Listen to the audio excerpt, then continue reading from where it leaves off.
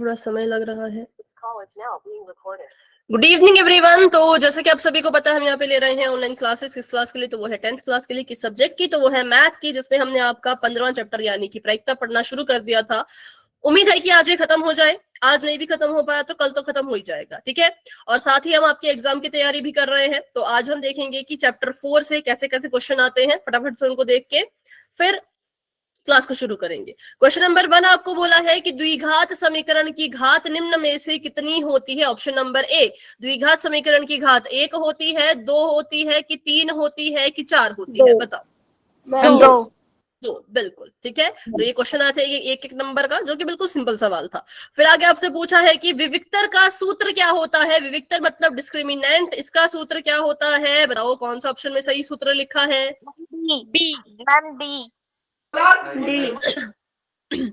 D की भी chat में लिखो, सुनाई नहीं दे रहा है ऐसे मुझे। मैम डी क्या मैम?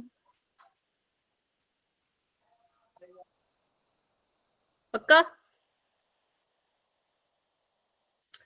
मैम इसका बी इसका आंसर है इसका आंसर है ऑप्शन नंबर बी।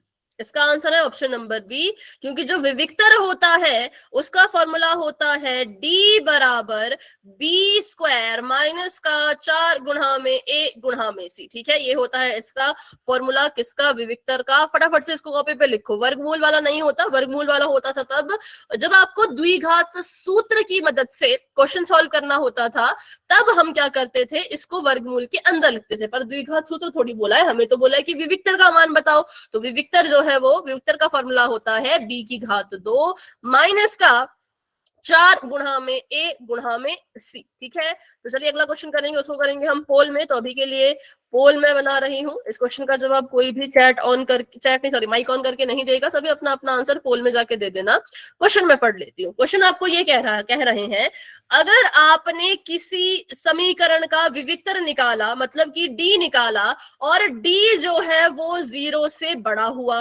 डी क्या हुआ? 0 से बड़ा हुआ। तो बताओ मूलों की प्रकृति कैसी होगी? अगर आपने विविक्तर निकाला और विविक्तर जो है वो 0 से बड़ा है, तो मूल कैसे होंगे? पोल में जाके अपना आंसर करो। मूल कैसे होंगे? पोल में जाके अपना आंसर करो। ऑप्शन पढ़ लेती हूँ। ऑप्शन नंबर ए, मूल होंगे वास्तविक और भिन्न। ऑप्शन नंबर बी, वास्तविक मूल नहीं होंगे। ऑप्शन नंबर सी, मूल होंगे वास्तविक और बराबर। ऑप्शन नंबर डी, इनमें से कोई नहीं। रिवीजन हो रहा है आप सभी का, रिवीजन फटाफट से करो इसको सॉल्व। फोर्थ चैप्टर सेट 1 में आया था, fourth chapter half yearly exam में आया था, है? फिर भूल गए आप? अच्छे से क्या करो ना। और ऐसे क्वेश्चन आएंगे, ऐसे क्वेश्चन आपको फाइनल पेपर में जरूर आएंगे, ठीक है।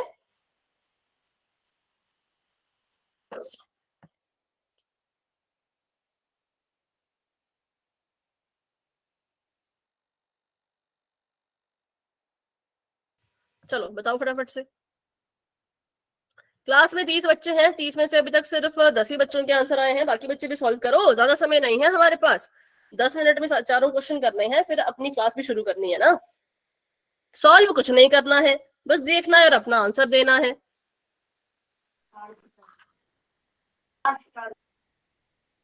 बोल में आंसर करो भाई, माइक ऑन करके नहीं। हाँ ठीक है, ठीक है, कर दिया मैम। अब क्या किताब खोल के आंसर कर रहे हो? हैं? चलो करो फटाफट से। 19-20 बच्चों ने आंसर कर दिया। 10 सेकंड का वेट कर रही हूँ, इतना समय नहीं है क्योंकि इस क्वेश्चन के लिए 1 नंबर का क्वेश्चन है, पढ़ के आंसर करना है।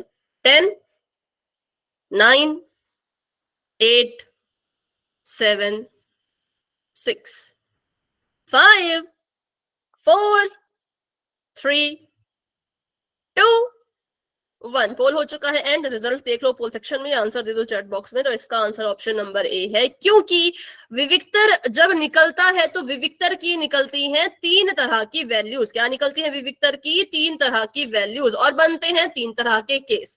नंबर 1, अगर आपने किसी समीकरण का विविक्तर यानी कि डी निकाला और डी जो है वो 0 से बड़ा निकला, मतलब कि पॉजिटिव संख्या निकली, तो हम कहेंगे कि इससे क्या हमें पता चलेगा? इससे हमें पता चलेगा कि जिस भी समीकरण का ये विविक्तर है, उस समीकरण के जो मूल होंगे वो कैसे होंगे, वास्तविक होंगे और एक दूसरे से भिन्न होंगे। क्या होंगे?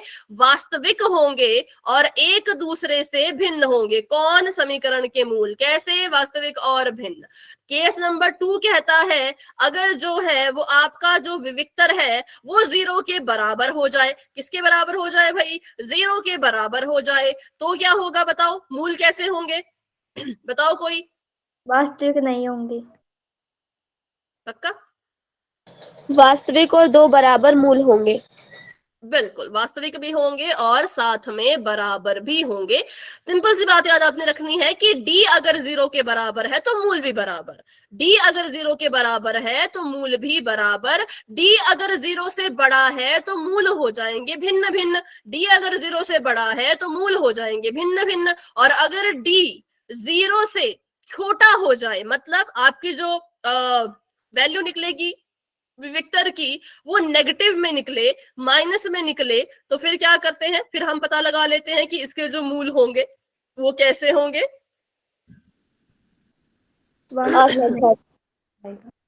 कोई वास्तविक मूल नहीं होगा, ठीक है?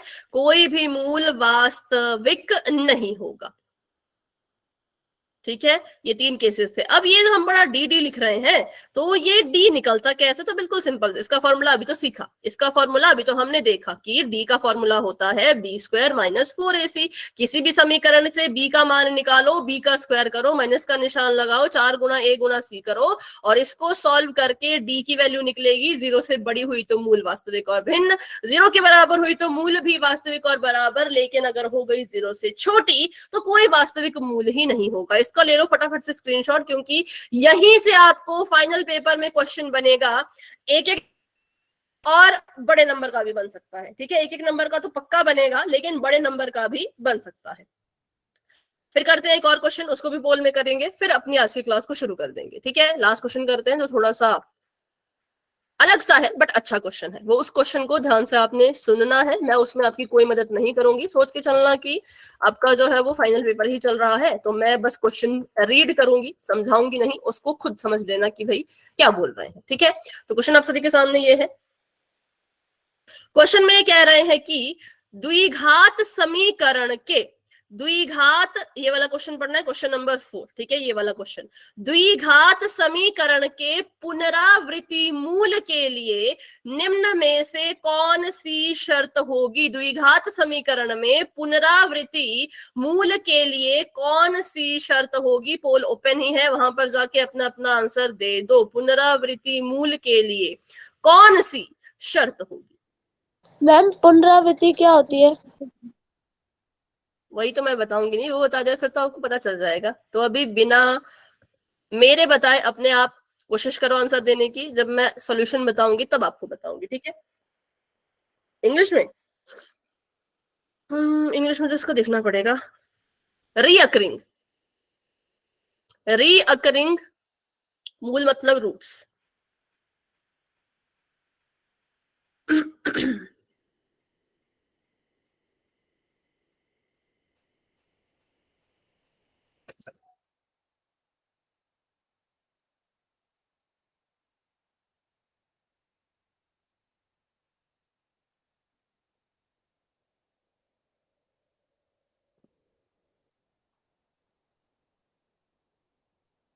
चलो फटाफट से करो, फटाफट से करो। 11 हो गए, 7:11, 10 मिनट का समय था, 1 मिनट ऊपर ले लिया हमने।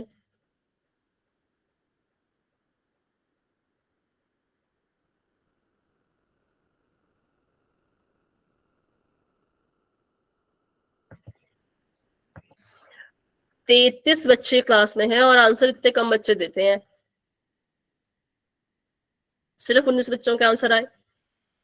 10 सेकंड्स का वेट कर रही हूँ, सॉल्यूशन इसमें नहीं करना है, देख के आंसर करना था, तो इतना समय नहीं लगना चाहिए। 10 सेकंड में अपना आंसर पोल में जाके दे दो।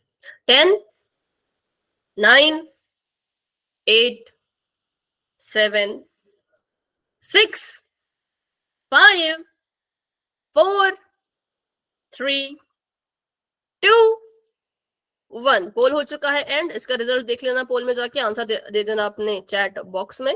तो पुनरावृत्ति मतलब रियकरिंग, रियकरिंग का मतलब होता है रिपीटेशन, ये रिपीटेड रूट्स, ठीक है, रिपीटेड रूट्स। तो अगर मूल रिपीट कर रहे हैं, अगर मूल रिपीट कर रहे हैं तो इसका मतलब ये है, ध्यान से सुनना, अगर ये कह रहे हैं कि पुनरावृत्ति मूल रिपीटेड रूट्स, अगर रूट रिपीट कर रहे हैं तो इसका मतलब अगर पहला रूट या पहला मूल अगर 4 है तो दूसरा भी कितना होगा? अगर ये रिपीट कर रहे हैं तो दूसरा भी कितना होगा? बताओ बताओ। 4 ही होगा। 4 ही होगा, बिल्कुल सिंपल है, दूसरा भी 4 ही होगा। तभी तो पुनरावृत्ति कहा ना, तभी तो कहा ना कि रिपीटेड रूट्स जो खुद को रिपीट करे। अगर पहले वाले रूट ने ही खुद को रिपीट किया है तो इसका मतलब ये दोनों बराबर हुए, ये दोनों बराबर हुए। तो क्वेश्चन बस इतना सा था कि कब मूल बराबर होते हैं? जब डी कितने के बराबर हो, या डी कैसा हो। तो हमें पता है कि मूल तभी बराबर होते हैं जब डी 0 के बराबर हो। यहाँ पे डी भी नहीं लिखा, यहाँ पे लिखा है उसका फॉर्मूला। तो 3-4 चीजें यहाँ पे आपको अगर पता होती तो आप इसका आंसर दे पाते। जैसे कि आपको पता होना चाहिए b² - 4ac विविक्तर का फॉर्मूला है, डिस्क्रिमिनेंट का फॉर्मूला है। पुनरावृत्ति का मतलब है रिपीटेशन, रिपीटेशन हो रही है तो मतलब बराबर रूट्स होंगे। और आपको पता होना चाहिए कि कंडीशंस क्या क्या होती हैं, कंडीशन पता होने चाहिए, इसका और डिस्क्रिमिनेंट का फॉर्मूला और पुनरावृत्ति का मतलब, ये सारी चीजें पता होती तो आप आंसर सही देते, जो कि कुछ बच्चों ने सही दिया भी था। तो वेरी गुड, बहुत अच्छे। तो ये था क्वेश्चन पूछने का तरीका, कैसे सवाल को बदल के पूछा था ये हमने यहाँ पर देख लिया। ठीक है, तो चलिए अभी करते हैं अपनी आज की क्लास को स्टार्ट, जो कि हम कर रहे हैं प्रायिकता के बारे में। तो हम पढ़ रहे थे कॉम्प्लीमेंट्री इवेंट्स, ये हमने पढ़ लिए थे। पूरक घटनाएं क्या होती है हमने पढ़ ली थी। इनको भी हम वैसे कॉम्प्लीमेंट्री ही कहते हैं क्योंकि यहाँ पर जो है वो किसी घटना के घटने की प्रायिकता है, किसी इवेंट के होने की ये प्रोबेबिलिटी है, और ये जो है उसी इवेंट के ना होने की प्रोबेबिलिटी है। ये है किसी घटना की घटित होने की प्रायिकता और ये उसी घटना के घटित नहीं होने की प्रायिकता है। ठीक है, तो चलिए आगे बढ़ते हैं। ये हमारे फॉर्मूले थे और यहां से हमने क्वेश्चन करना था, ये हमने कर लिया था। ये वाला क्वेश्चन करो। एक सिक्के को उछालने पर अगर हेड आने की प्रायिकता 0.28 है, मतलब हेड आने की जो प्रोबेबिलिटी है, किसी सिक्के को उछाला और हेड आने की जो प्रोबेबिलिटी है, हेड आने की प्रायिकता जिसको आप ऐसे भी लिख सकते हो, वो कितनी है? वो है 0.28। तो मुझे बताइए टेल आने की क्या प्रायिकता होगी? Probability of getting a tail। ठीक है, अब यहाँ पे एक चीज समझनी है, अगर टेल आ रहा है, ठीक है, अगर टेल आ रहा है तो इसका मतलब हेड नहीं आ रहा होगा, है ना। अगर टेल आ रहा है तो इसका मतलब हेड नहीं आ रहा होगा। तो टेल आने की प्रायिकता को हम लिख सकते हैं हेड ना आने की प्रायिकता। टेल आने की प्रायिकता को, या probability of getting a head is equal to probability of not getting a head, sorry, probability of getting a tail. Tail आने की प्रायिकता किसके बराबर हो जाएगी? Probability of not getting a head, head ना आने की प्रायिकता। तो यहाँ पे हम समझ गए कि हमें कुछ नहीं करना है, हमें बस हेड के ना आने की प्रायिकता को निकालना है, जिसको हम लिखते हैं कैसे? जिसको हम लिख सकते हैं P, है ना, ई के ऊपर डंडा ई नॉट, इसको लिख सकते हैं हम पीई नॉट। क्योंकि अगर हेड आने की प्रायिकता, हेड आने की प्रोबेबिलिटी पीई है तो हेड के नहीं आने की प्रोबेबिलिटी पीई नॉट हो जाएगी, जिसको ऐसे लिख सकते हैं। ठीक है, हमें इनका फॉर्मूला पता है, हमें पता है कि क्या होता है अगर हम इस प्रायिकता में, किसी घटना के घटित होने की प्रायिकता में उसी घटना के घटित ना होने की प्रायिकता को जोड़ दें तो वो इक्वल होगा 1 के। मुझे पता है पीई कितना है, मुझे पता है पीई है 0.28 और पीई नॉट जो है वो मैंने निकालना है, तो निकाल लेते हैं।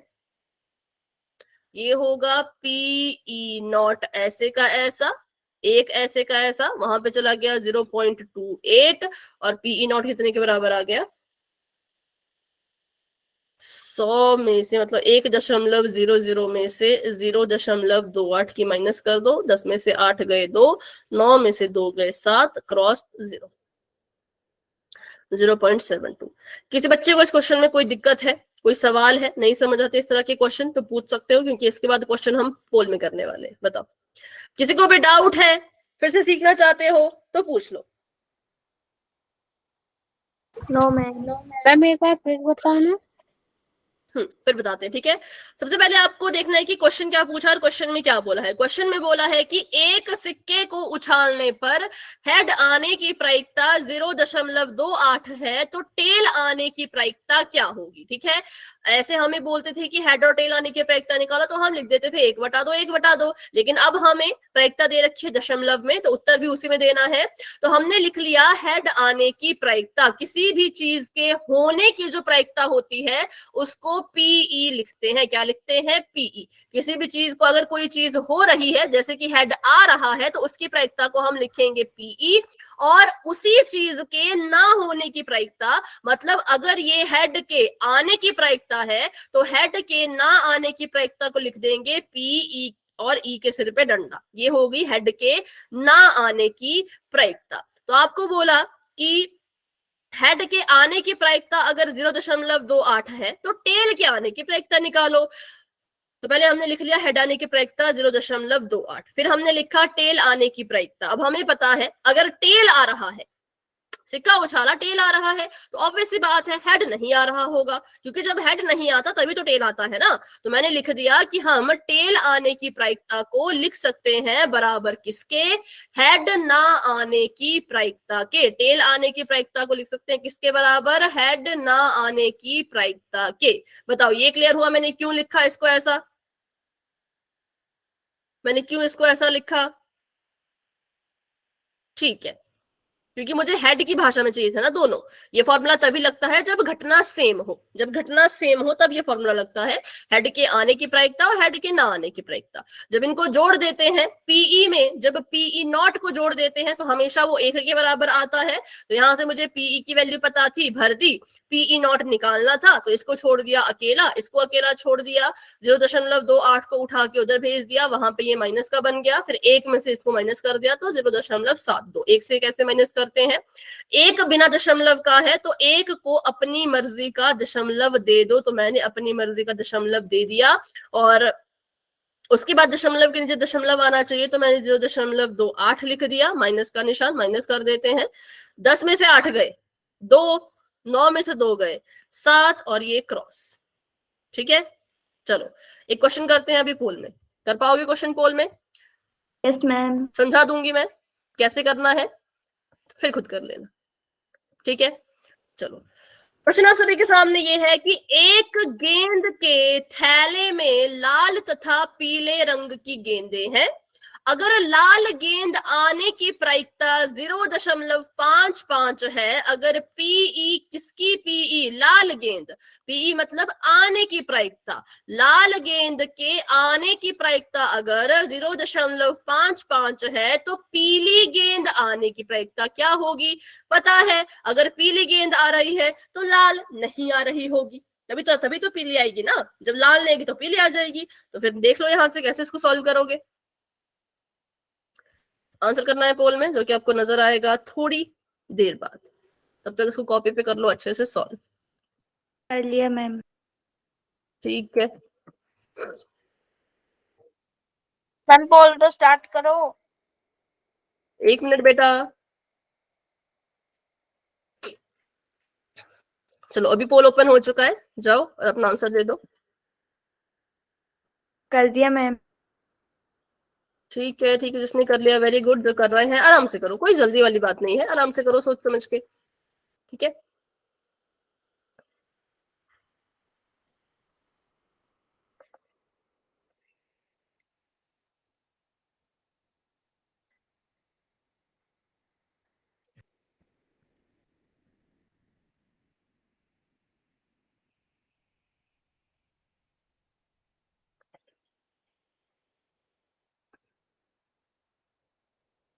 कर दिया मैम। ठीक है बच्चों,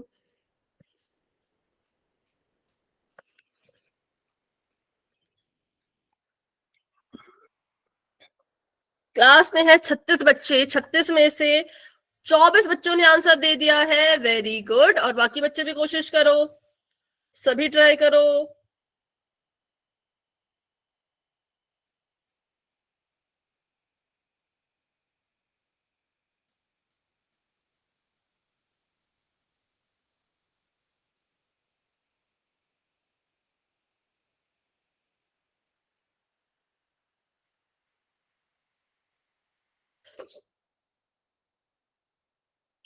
वेरी गुड, वेरी गुड।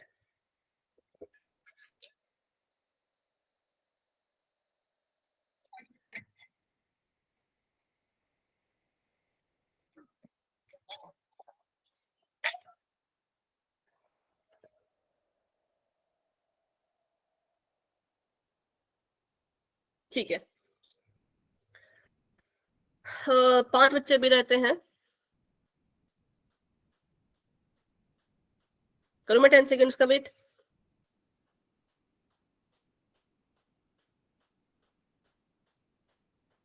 किसी को इस क्वेश्चन को सॉल्व करने के लिए थोड़ा और समय चाहिए? नहीं चाहिए तो मैं पोल एंड कर रही हूँ।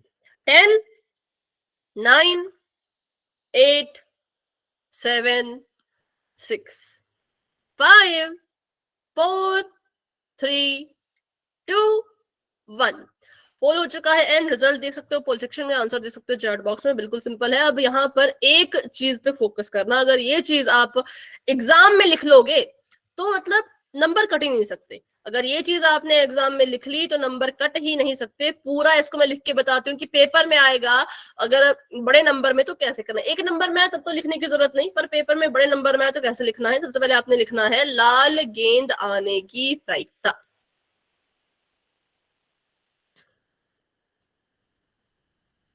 इंग्लिश में लिख लेना है इसको, probability of getting ball, probability of getting red ball. ठीक है, लाल गेंद आने की प्रायिकता, जिसको हम लिखते हैं पीई। ये आपने लिखना है, पीई जरूर लिखना है। ठीक है, पीई जरूर लिखना है कि पीई है ये, और इसकी वैल्यू है 0.55। सिंपल सी चीज है, इसकी वैल्यू है 0.55। फिर आपने लिखना है पीली गेंद आने की प्रायिकता। फिर आपने क्या लिखना है? आपने लिखना है फिर पीली गेंद आने की प्रायिकता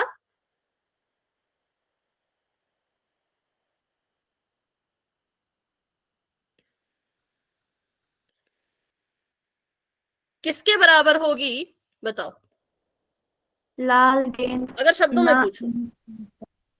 बिल्कुल, पीली गेंद आने की प्रायिकता बराबर होगी लाल गेंद ना आने की प्रायिकता के। तो इंग्लिश में लिख सकते हैं probability of getting red ball is equal to probability of not getting a probability of getting a yellow ball is equal to probability of not getting a red ball। ठीक है, लाल गेंद ना आने की प्रायिकता। और लाल गेंद ना आने की प्रायिकता को कैसे लिखते हैं? उसको हम लिखते हैं P और P के साथ E और E के सिर पे डंडा। तो असल में आपने ये निकालना है, क्योंकि मैंने क्या बताया, ये फॉर्मूला तभी काम करता है जब जिस चीज के होने की प्रायिकता पता हो और उसी चीज के ना होने की प्रायिकता को निकालना। जैसे कि लाल गेंद आने की प्रायिकता तो हमें पता है, अगर हम लाल गेंद के ना आने की प्रायिकता निकाल रहे हैं तभी फॉर्मूला हम इसको यूज कर पाएंगे। तो हम यहाँ पे लिख दिया हमने कि जो पीई है उसमें जब जोड़ दोगे पीई नॉट या पीई बार को तो 1 के बराबर आएगा। पीई हमें दे रखा है 0.55 और पीई नॉट हमें नहीं पता, बराबर है 1 के। पीई नॉट को अकेला छोड़ देंगे, 1 के पास इसको भेज देंगे तो ये वहां जाके माइनस का बन जाएगा 0.55। अब इसको माइनस कर लेते हैं। 1 के पास दशमलव नहीं है तो इसको अपनी मर्जी का दशमलव दो, जितनी 0 चाहिए उतनी 0 लगा दो। माइनस का निशान 0.55। अब हमने क्या करना था? अब हमने यहाँ पर हासिल लेनी थी, क्योंकि ऐसा नहीं कर सकते कि 5 लिख के आ गए। कुछ बच्चे करते हैं ऐसा, कुछ बच्चे ऐसा कर देते हैं 1.55 लिख के आ जाएंगे, गलत करते हैं क्योंकि माइनस करना है ना। 0 में से 5 नहीं घटता तो हम क्या करेंगे? इस 0 ने इससे हसल मांगी, इसने कहा मेरे पास खुद कुछ नहीं मैं क्या दूं, तो इसने इससे हसल मांगी तो 1 ने इनको हसल दे दी, 1 ने इनकी मदद कर दी, 1 खुद कट के 0 बन गया। ये बन गया 10, 10 खुद कट के 9 रह गया और ये वाला बन गया 10, 10 में से 5 गए 5, 9 में से 5 गए 4, 0.45 हमारा आंसर आ चुका है। ठीक है, तो पीई नॉट मतलब लाल गेंद ना आने की प्रायिकता, अगर लाल नहीं आ रही तो कौन सी आ रही होगी, पीली, तो मतलब पीली गेंद आने की प्रायिकता किसके बराबर हो गई, 0.45 के, जो कहां था, जो ऑप्शन नंबर सी में था। ठीक है, बताओ अभी क्लियर हुआ कैसे लिखना है अगर एग्जाम में बड़े नंबर में आ जाए तो। ठीक है, तो अभी बढ़ते हैं अपने अगले सवाल की तरफ, चैट को करते हैं ऑफ। समझ ना आए किसी को तो खुद से बोल दिया करो, अपने आप बोल दिया करो कि भाई नहीं पता लगा दोबारा समझाओ। ठीक है, बड़े हो गए हो अब आपको ऐसा नहीं कि बार बार पूछना पड़े, बोल दिया करो खुल के कि नहीं फिर से समझा दो। ठीक है, चलो माइनस अच्छे से करना, माइनस में बच्चे गड़बड़ करते हैं जल्दबाजी में, तो इसका अभी के लिए आंसर ऑप्शन नंबर सी है। बढ़ते हैं अपने अगले सवाल की तरफ। अगला सवाल ये है, एक टेनिस मैच में युवराज तथा विराट खेल रहे थे। अगर युवराज के मैच जीतने की प्रायिकता, अगर युवराज के मैच जीतने की जो प्रायिकता है, युवराज के जीतने की जो प्रायिकता है वो अगर 0.3 है, तो बताओ विराट के जीतने की क्या प्रायिकता होगी।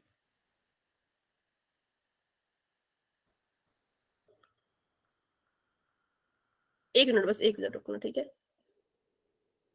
मतलब पीई है, पीई आपको दे रखा है 0.3, पीई आपको दे रखा है 0.3, आपने पीई नॉट निकालना है, आंसर करना है पोल में, जो कि आपको नजर अब आ चुका होगा।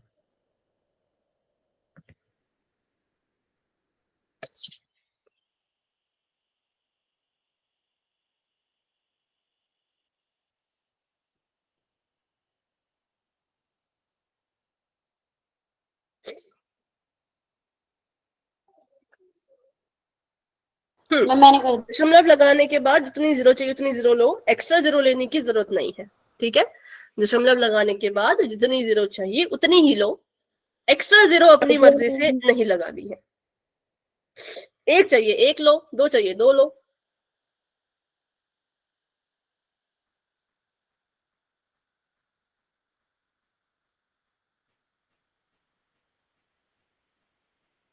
जिसको माइनस करना है उसमें देखो दशमलव के बाद कितनी संख्याएं हैं, जितनी संख्याएं उसमें होंगी आपने भी उतनी ही 0 के बाद लगानी है, एक्स्ट्रा अपनी मर्जी की नहीं लेनी है। ठीक है, नहीं तो फिर गलत करोगे, अगर एक्स्ट्रा लोगे तो फिर गलत करोगे। ठीक है,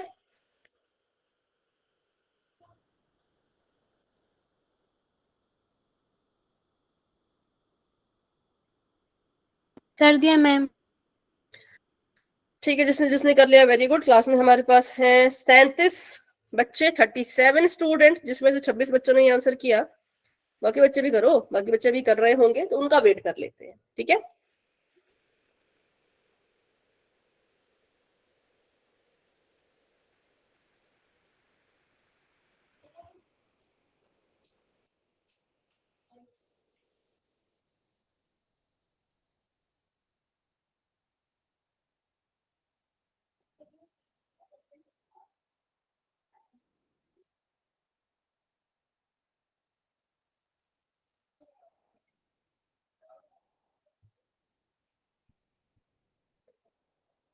ठीक है, वेरी गुड वेरी गुड, सभी कोशिश करो, सभी ट्राई करो।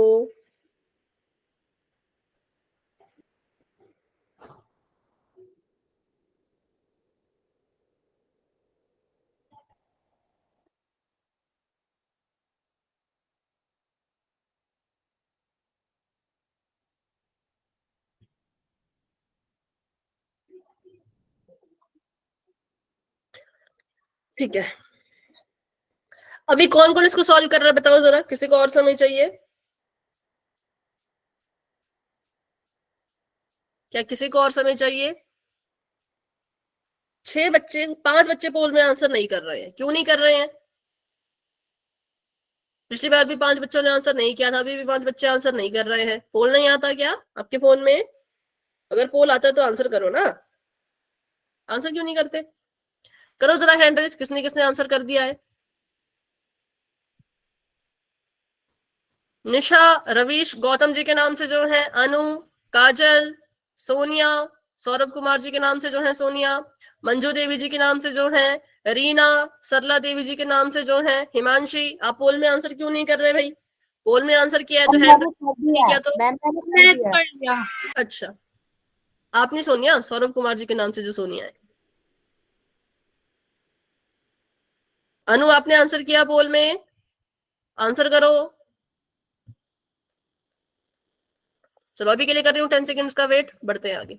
10, 9, 8, 7, 6, 5, 4, 3, 2, 1। पोल हो चुका है एंड रिजल्ट आपको बिल्कुल दिख रहा होगा अपनी पोल सेक्शन में। आंसर आप दे सकते हो अपने चैट बॉक्स में।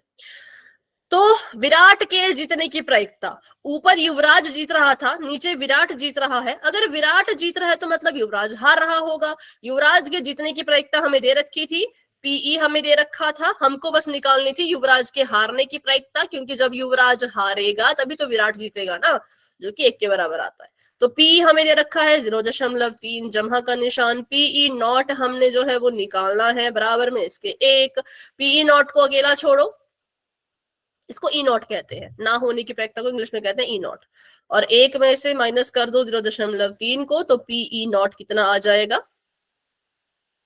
1 में से माइनस करना है तो 1.0 में से 0.3 को करो माइनस, और इसने खुद कट के रह गया 0, इसको दे दिया हासिल, ये बन गया 10। 10 में से 3 गए 7, दशमलव का दशमलव, 0 का 0, तो 0.7। ठीक है, बोलो। तो option number A is the right answer. C गलत है, क्योंकि सी में एक्स्ट्रा 0 आ गई है भाई, नहीं चाहिए। कहां से एक्स्ट्रा 0? लेनी ही नहीं थी, है ना। जितनी 0 चाहिए बस उतनी 0 लिया करो, एक्स्ट्रा 0 नहीं लेनी होती है। बताओ, इस क्वेश्चन में किसी को कोई डाउट? No ma'am. तो आगे बढ़ते हैं फिर। अब हम सीखेंगे असंभव घटना के बारे में, जो कि आपको पहले से आता होगा कि क्या होता है असंभव घटना। ऐसी घटना जो हो ही नहीं सकती, इसके नाम में ही इसका अर्थ छुपा है। इम्पॉसिबल इवेंट या असंभव घटना, ऐसी घटना जो हो ही नहीं सकती है, जो पॉसिबल ही नहीं है। जैसे कि क्या पासा फेंकने पर 6 से बड़ी संख्या मिलेगी? बताओ। No ma'am.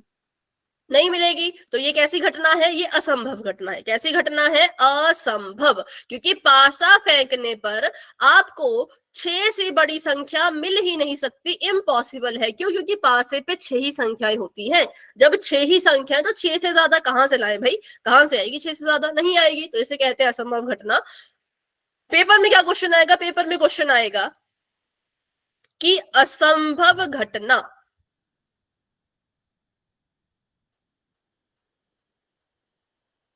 की प्रायिकता क्या होती है? बताओ।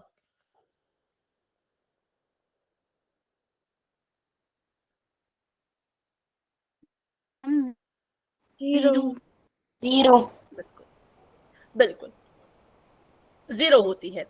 वैसे तो आपने इसको याद रखना है, नहीं याद तो यहाँ पे देख लो।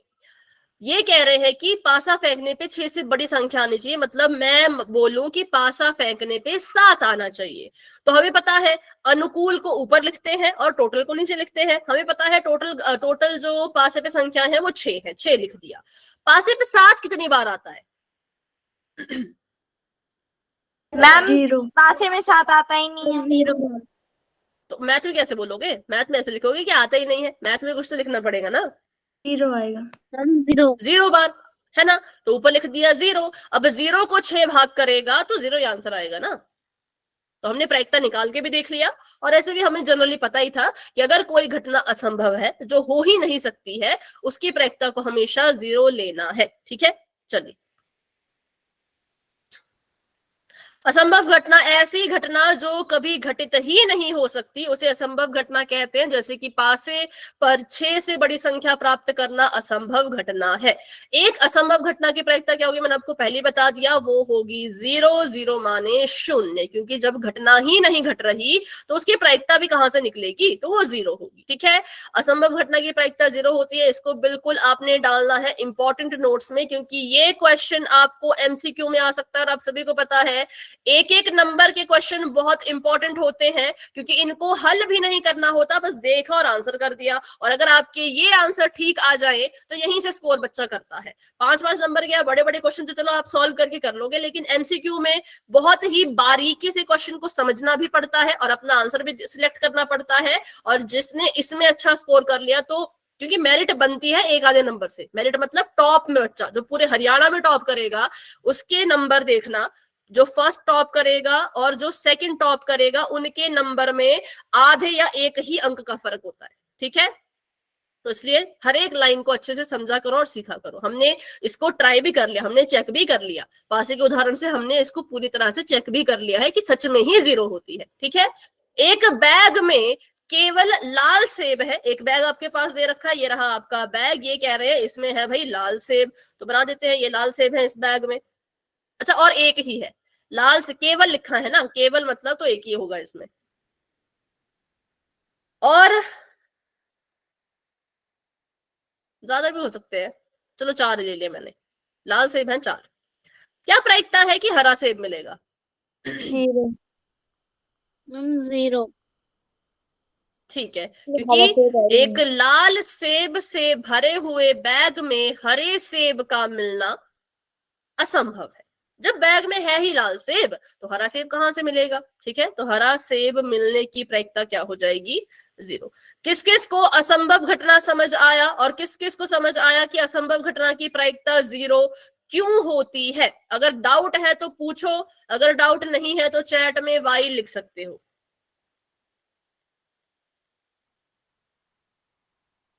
जीरो होगी, नो डाउट। तो फिर चलो, फिर पोल में आपका क्वेश्चन इंतजार कर रहा है। अगर कोई डाउट नहीं है तो पोल में क्वेश्चन करते हैं। ठीक है, चैट मैंने कर दिया ऑफ और बढ़ते हैं एक सवाल की तरफ। पोल में क्वेश्चन होगा, कैसा होगा पता नहीं।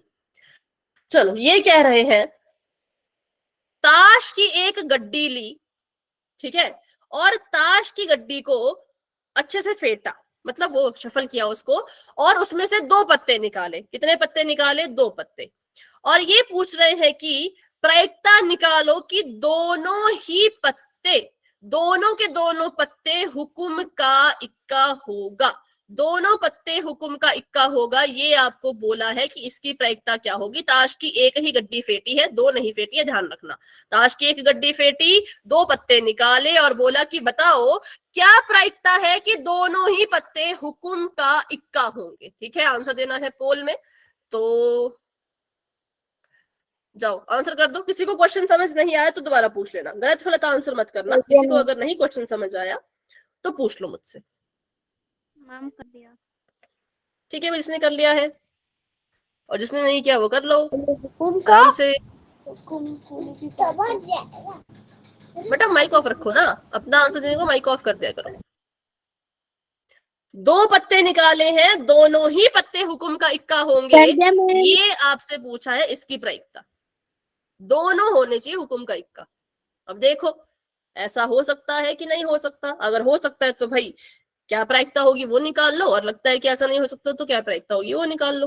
तो देखो, अब अभी मैंने पूछा कि समझ आया, तब तो बच्चे कहते हैं हाँ हाँ सब समझ आ गया। और अब पोल में इतनी गलती, इतनी गलती, 10 बच्चों का सही तो 11 बच्चों का गलत है।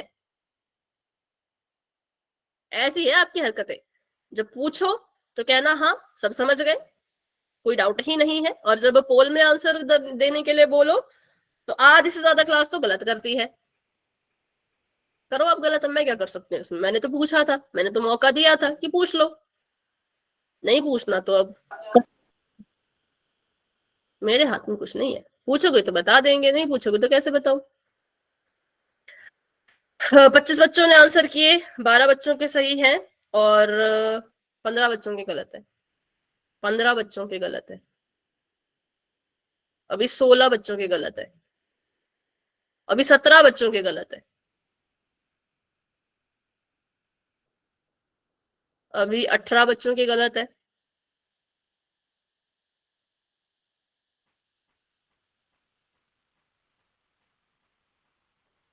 ये आता है 1 नंबर के क्वेश्चन में, तो आप 30 बच्चों में से 18 बच्चे तो इसी को गलत करके आ जाते। तो ये मैंने कहा कि 1 नंबर के क्वेश्चन को पढ़ना बहुत जरूरी है, समझना उसको अच्छे से बहुत जरूरी है, और आपको इसके बारे में अच्छी नॉलेज होनी चाहिए, तभी आंसर ठीक होते हैं, वरना नहीं होते। अब फिर से ब्रेक लग गई, क्यों? क्लास में 34 बच्चे हैं, 30 बच्चों के आंसर है, बाकी 4 बच्चे आंसर क्यों नहीं कर रहे? हैंड रेज करो जिसने पोल में आंसर किया है।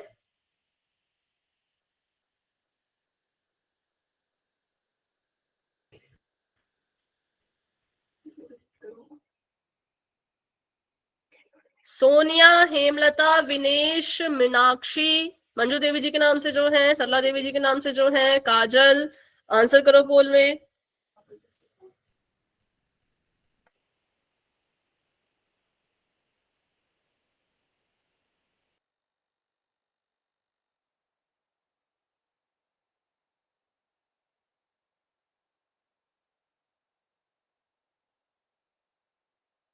चलो ठीक है, 5 सेकंड का वेट करते हैं। 5 4 3 2 1 पोल हो चुका है एंड रिजल्ट देख लो खुद ही।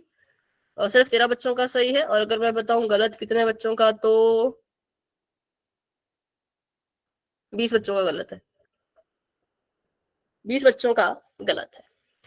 सबसे पहले चीज, ताश की गड्डी आपको समझ नहीं आई तो पूछा करो भाई, पूछते नहीं। एक तो आपको पता नहीं क्या, आपको हम बोल रहे हैं कि पूछो पूछो, डाउट है तो पूछो, लेकिन पूछना ही नहीं है। अगर आपको ताश की गड्डी समझ नहीं तो उस दिन रोक देते, मुझे बोल देते कि नहीं समझ आया, फिर से बताओ। सबसे पहले मुझे बताओ कि हुकुम का इक्का जो है वो ताश की गड्डी में कितने होते हैं? एक होता है। एक ही होता है। जब पूरी की पूरी ताश की गड्डी में हुकुम के इक्के का एक ही पत्ता है, तो कैसे 2 पत्ते आ जाएंगे हुकुम के इक्के के? बताओ जरा, सोचा करो ना, बिना सोचे समझे। पता नहीं क्या आपको जल्दी लग जाती है भाई आंसर देने की, है? डांस सुनने में मजा आता है क्या? है, ध्यान से करना। आपको बोला कि ताश की गड्डी फेंटी गई, 2 पत्ते निकाले गए, और आपको स्पेशली लिखा था कि दोनों पत्ते हो हुकुम का इक्का। तो थोड़ा सा दिमाग लगा लेते, इसमें सोच लेते कि भाई जब हुकुम का पत्ता ही एक है, जब हुकुम का पत्ता ही एक है, तो 2 पत्ते कहां से निकल जाएंगे? तो जादू थोड़ी चल रहा है, कोई जादू थोड़ी कर रहे हैं हम, है ना? तो दोनों पत्ते हुकुम का इक्का होना एक असंभव घटना है, ऐसा पॉसिबल ही नहीं है। क्यों पॉसिबल नहीं है? क्योंकि हुकुम का सिर्फ एक इक्का होता है। तो जब इक्का ही पूरी ताश की गड्डी में एक है, तो 2 कैसे निकल जाएंगे?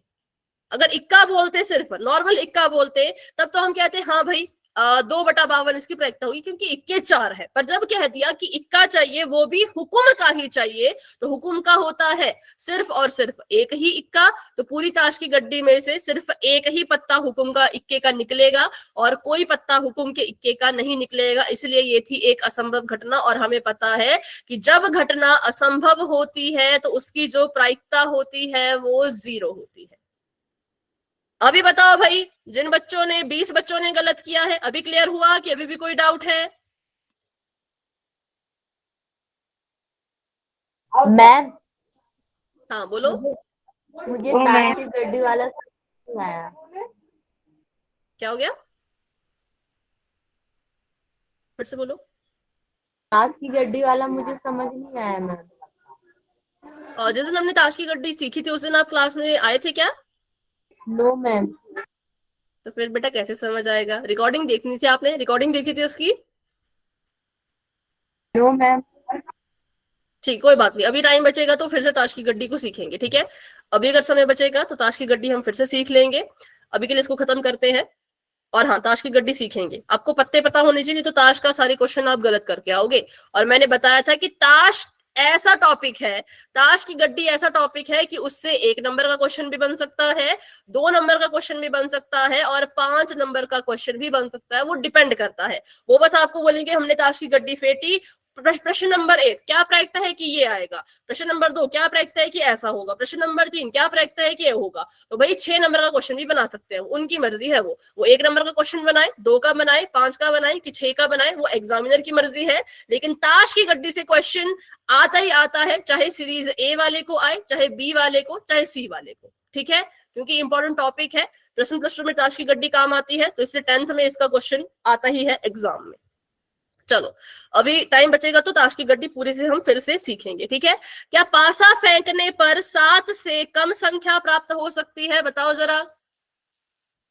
Yes ma'am. मैम बिल्कुल, पासे को फेंकने पे 7 से कम संख्या प्राप्त हो सकती है, क्योंकि पासे पर जितनी भी संख्याएं हैं, पासे पर जितनी भी संख्याएं हैं वो सारी की सारी 7 से कम है। पासे पर जितनी भी संख्याएं हैं वो सारी की सारी 7 से कम है। तो हम 100% श्योर हैं, हम 100% कह सकते हैं कि हाँ 7 से कम की ही संख्या आएगी। तो जब आप किसी घटना के घटित होने के लिए 100% श्योर होते हो, जब आपको पता है कि हाँ ऐसा हो सकता है और ऐसा होके ही रहेगा, तब हम कहते हैं कि ये घटना निश्चित है।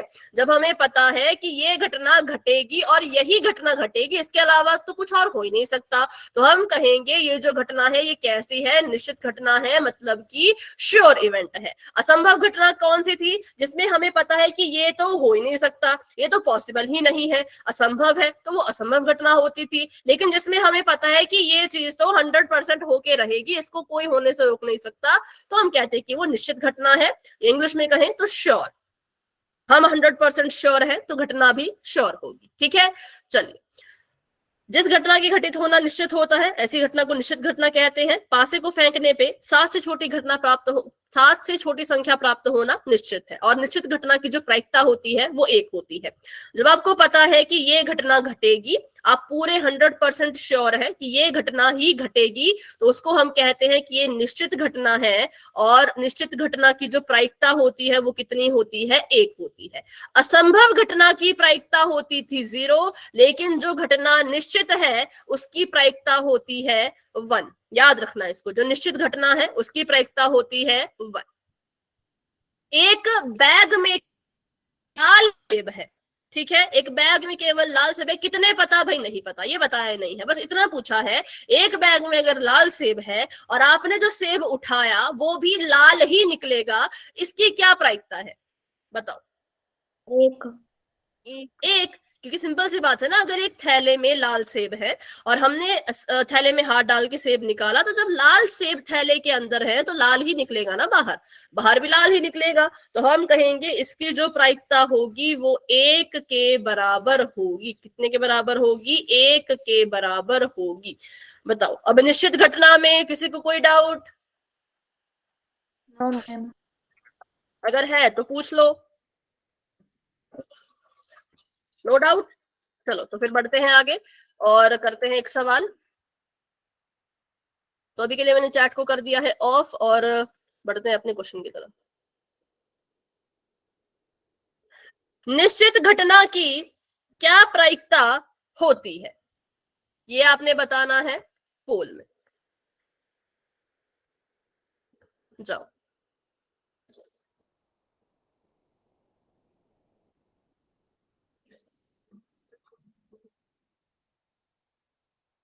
कर दिया मैम।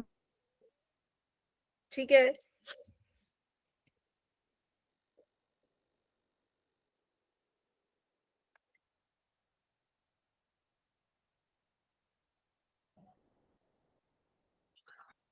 मैम मैंने भी कर दिया। ठीक है भाई, ठीक है, सभी करो।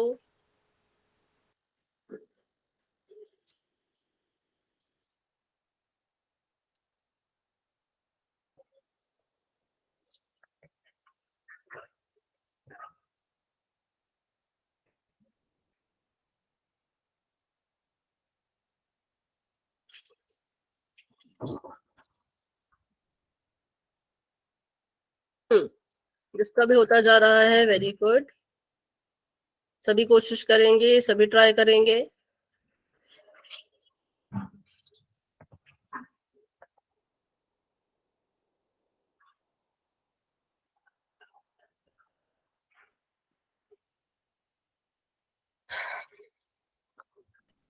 I have done, ma'am. Okay,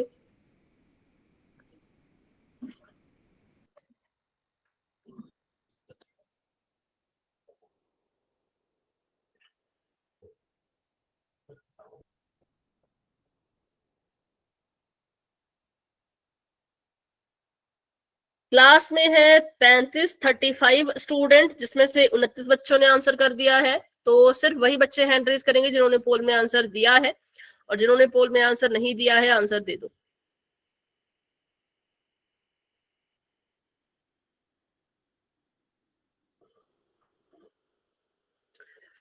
विवेक अंकित कुमार जी के नाम से जो है, शशि सरला देवी जी के नाम से जो है, ललित लक्ष्य, आंसर करो बच्चों। ठीक है, अभी करते हैं 10 सेकंड्स का वेट और आगे बढ़ते हैं। 10, 9, 8, 7, 6, 5, 4, 3, 2, 1। तो अभी के लिए पोल हो चुका है एंड, और इसका रिजल्ट आप सभी देख सकते हो अपने पोल सेक्शन में, आंसर दे सकते हो चैट बॉक्स में। ठीक है, तो बिल्कुल सिंपल सी बात है। अभी तो इतना पीछे पढ़ के आए भाई, निश्चित घटना है कोई, तो उसका प्रोबेबिलिटी प्रायिकता 1 होगी, तो इसका आंसर था 1। तो ये था हमारा चैप्टर जो अब खत्म हो चुका है, लेकिन हमारे पास अभी भी है समय 9 मिनट का, सॉरी 7 मिनट का। तो अभी जिन बच्चों को फिर से ताश की गड्डी सीखना है वो क्लास में रुके रहो, लेकिन जिसको ताश की गड्डी वाला टॉपिक नहीं सीखना वो क्लास को लेफ्ट कर सकते हैं। ठीक है, और जिनको ताश की गड्डी वाला सीखना है वो क्लास में ही रहेंगे। और कल शनिवार है, तो कल हम शुरू कर देंगे अपना छठा चैप्टर, जिसका नाम है त्रिभुज। हाँ, जिनको नहीं है डाउट, जिनको ताश की गड्डी आती है, नहीं समझना, वो क्लास को लेफ्ट कर सकते हैं, लेकिन जिनको समझना है वो ध्यान से यहाँ पे सीखेंगे। ठीक है, चलो, हाँ, bye bye bye bye, good night good night. अभी मैं गुड नाइट नहीं बोल पाऊंगी, नहीं तो फिर सारा समय आपको गुड नाइट बोलने में चला जाएगा, तो कब सीखेंगे। सबसे पहली चीज जो आपको पता होनी चाहिए वो आपको ये पता होनी चाहिए कि ताश की गड्डी में टोटल कितने पत्ते होते हैं। तो ताश की गड्डी में टोटल 52 पत्ते होते हैं, मतलब 52 कार्ड्स होते हैं। ठीक है, ताश की गड्डी में कितने पत्ते होते हैं? 52, 52 मतलब कि 52, ये आपको पता होना चाहिए। टोटल पत्ते 52। अब इन 52 पत्तों को 13-13 की कैटेगरी में बांट दिया, 13-13 पत्तों में बांट दिया। किसके आधार पे? तो आकृति के आधार पर। टोटल पत्ते 52 थे, लेकिन इन 52 पत्तों को भी अब बांट दिया 13-13 में। कैसे बांटा? तो ध्यान से देखना। 13 पत्ते हो गए हुक्म के। किसके हो गए 13 पत्ते?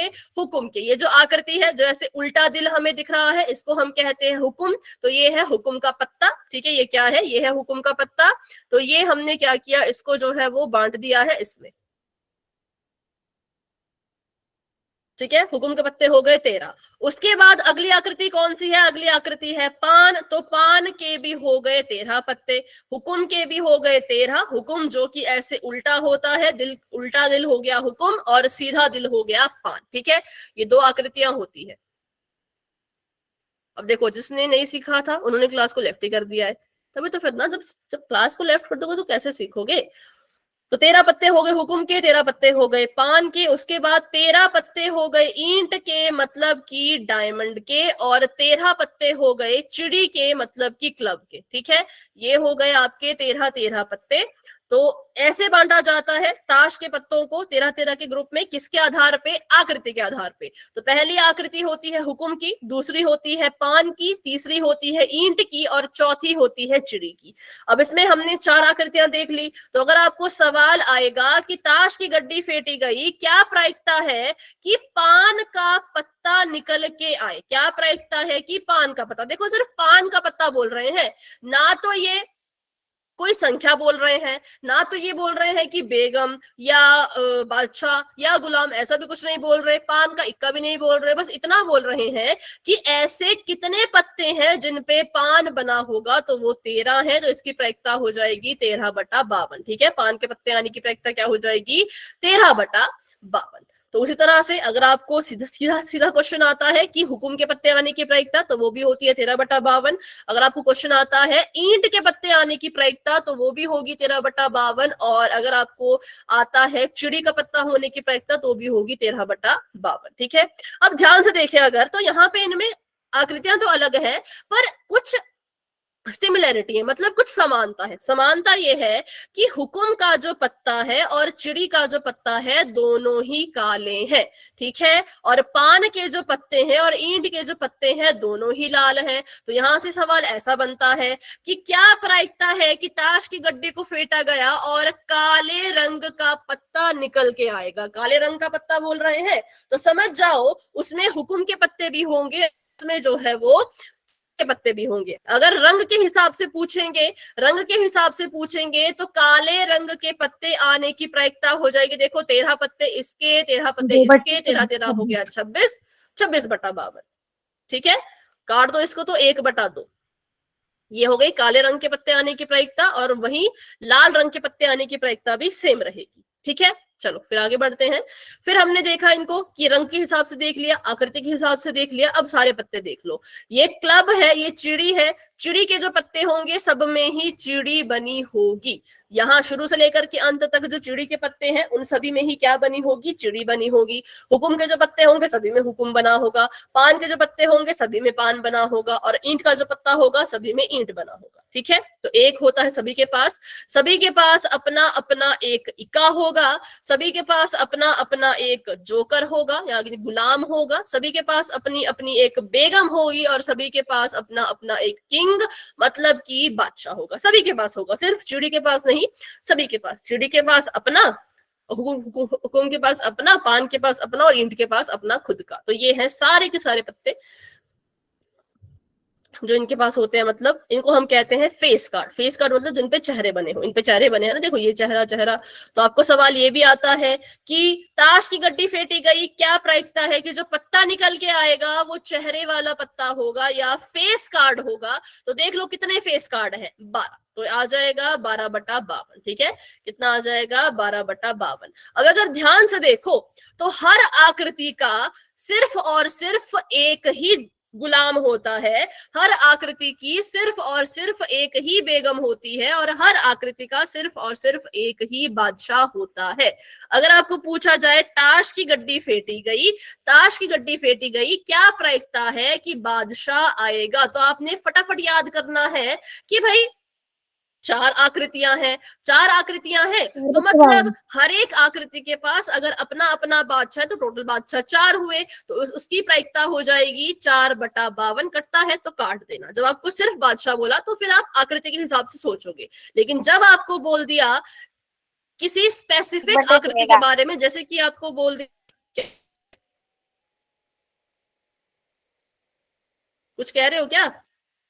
मैं 1/13 आएगा काटने। अच्छा, कहाँ काटने को छोड़ो, काटने का भी कोई चिंता नहीं है। लेकिन अगर आपको पूछ लिया कि भाई बादशाह ही चाहिए और आकृति भी बता दी कि पान का ही चाहिए, तो तब ये अपने इकलौते होते हैं, तब हम कहेंगे कि ये 1/52 है। अगर सिर्फ बादशाह बोले, सिर्फ बेगम बोले, सिर्फ गुलाम बोले, तब हम कहेंगे कि ये तो 4/4 है, तो 4/52 आ जाएगा। लेकिन जब ये आकृति दे दें, जैसे कि पान का बादशाह पूछ ले, हुकुम का बादशाह पूछ ले, या हुकुम का गुलाम पूछ ले, पान की बेगम पूछ ले, ईंट की बेगम पूछ ले, तो हमें पता है कि भाई ये तो पूरी ताश की गड्डी में एक एक ही होते हैं, तो ये तो 1/52 ही आएगा, ठीक है। तो ये आपको पता होना चाहिए कि जब सिर्फ बादशाह पूछा है, या जब सिर्फ बेगम पूछी है, या सिर्फ जब गुलाम पूछा तब 4/52, लेकिन जब आकृति दे दी तब 1/52। इक्के के क्या होता है, अगर सिर्फ इक्के पूछे हैं, सीधे पूछा कि भाई इक्के आने की प्रायिकता बताओ, इक्का पूछा तो 4/52, लेकिन अगर इसको भी आकृति दे दी, इसको भी बोल दिया कि इक्का चाहिए लेकिन ईंट का इक्का, इक्का चाहिए पर कैसा, ईंट का इक्का, तो पता है ईंट के पास तो एक ही इक्का होता है ना, ईंट के पास तो एक ही इक्का होता है, तो फिर हम कहेंगे ईंट का इक्का पूछ रहे हो तो आ जाएगा 1/52। कभी कभी सवाल को इस तरह से भी घुमाते हैं, ये कहते हैं कि हमने ताश की गड्डी से चेहरे वाले कार्ड को ही वो शफल किया, ठीक है, सिर्फ चेहरे वाले कार्ड को हमने ताश की गड्डी से सिर्फ चेहरे वाले कार्ड को ही फेंटा, और उसमें से बताओ क्या प्रायिकता है कि चिड़ी का बादशाह आएगा, बताओ जरा। 1/12। बिल्कुल, ये है थोड़ा सा जो आपने दिमाग लगाना है कि किसको फेंक रहे हैं, टोटल कितने पत्ते हैं और क्या पूछा है। तो हमने, इन्होंने बोला कि हमने सिर्फ चेहरे वाले कार्ड फेंके हैं, तो पता है हमें कि चेहरे वाले कार्ड तो सिर्फ 12 होते हैं, 12 सिर्फ चिड़ी का बादशाह निकालना है, तो आ जाएगा 1, तो 1/12, ठीक है। तो इसमें यही था, बाकी इसमें और कुछ ज्यादा होता नहीं है। पर आपको याद रखना पड़ेगा, ये कि मैंने आपको टेबल बताया था ये, कि हुकुम के पास क्या क्या होता है, चिड़ी के पास क्या क्या होता है, ईंट के पास क्या क्या, और पान के पास क्या क्या। तो इसका स्क्रीनशॉट ले लो अच्छे से, अगर आपने उस क्लास में नहीं लिया तो इस क्लास में ले लो। और अभी भी इसमें कोई डाउट है या कोई ऐसा क्वेश्चन आपने देखा हो अपनी किताब में कि ताश से आया था पर आपको सॉल्व करना नहीं आया, तो आप पूछ सकते हो। ठीक है, चलो तो अभी के लिए इतना रखते हैं क्लास को। और जिन बच्चों का अभी भी क्वेश्चन है वो पूछो मुझसे, लेकिन जिनका कोई क्वेश्चन नहीं है वो क्लास को लेफ्ट कर सकते हैं। तो good night and bye bye, मिलते हैं अपनी अगली क्लास में, मतलब कि कल, जिसमें हम अपना 6th चैप्टर स्टार्ट कर देंगे।